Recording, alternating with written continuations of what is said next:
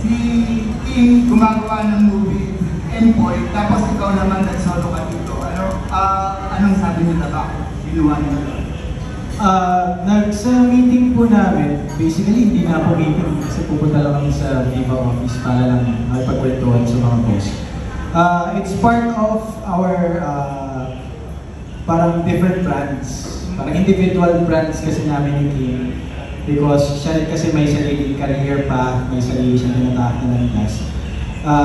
Ako rin, meron ako even before I met Kim, gumagawa na rin ako ng ibang project sa TV at saka sa movie. So, parang this time, na-introduce na sa tao yung kami ni Kim, parang this time, kailangan naman na himayin na individual naman.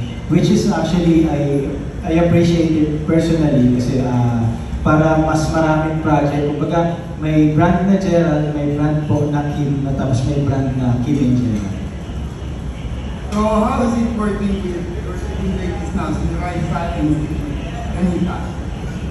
Solid kasi ano ko po kasi kakilala ko po sila matagal na po. So kaibigan, naka-hangout na. And these are very good actresses, including Althea. Sobrang, kasi si Direk Chris po, mabilis mag-shoot. So, si Mr. One Take to.